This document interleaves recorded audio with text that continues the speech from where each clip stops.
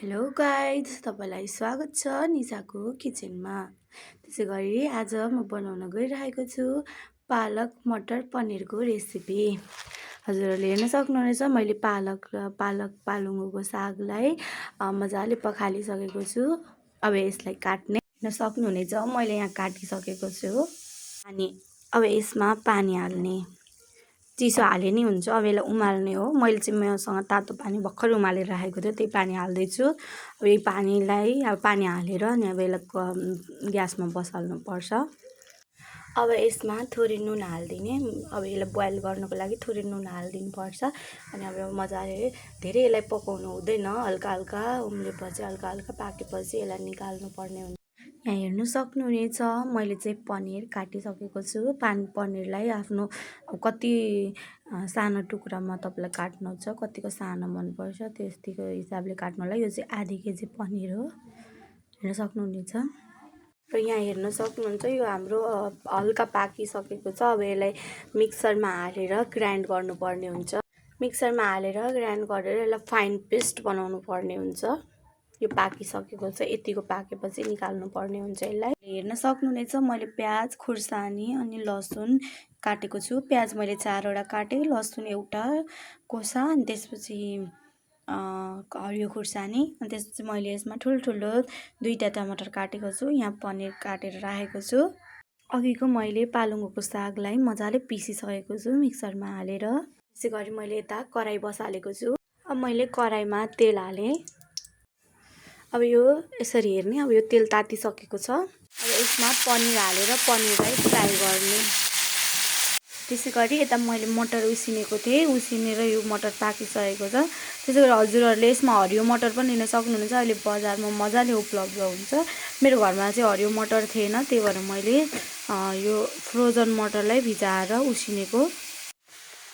अब यहाँ हेर्न सक्नुहुनेछ यतिको फ्राई भएपछि अब हामीले यसलाई निकाल्नु पर्ने हुन्छ। यो हाम्रो फ्राई भइसकेको छ पनिर। अब यसमा अलिकति फोरन हाल्ने, जिरा हालेको छु मैले।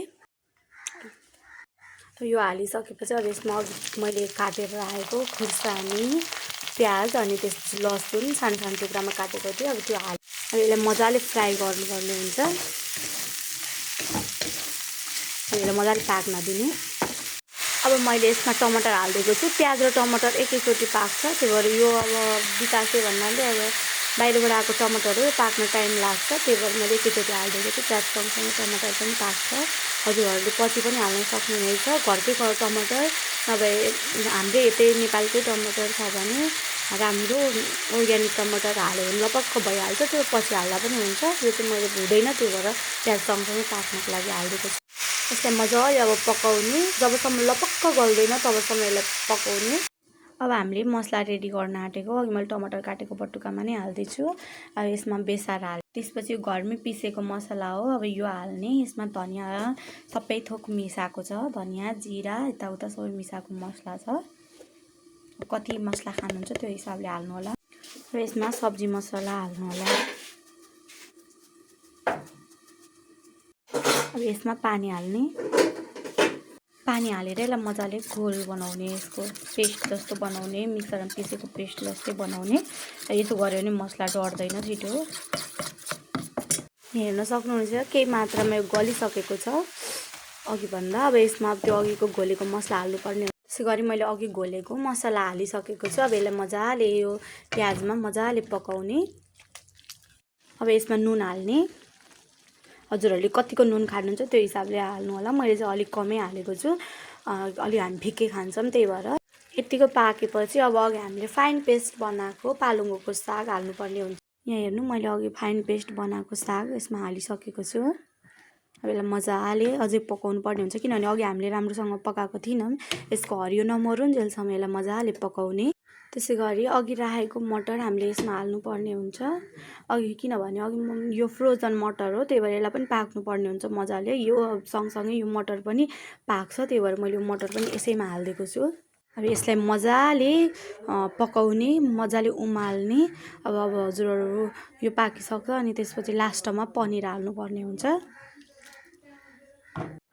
गाइज हेर्नु होला यो मजाले अब यो पाकिसकेको छ। अब यसमा पनिर हाल्नुपर्ने हुन्छ।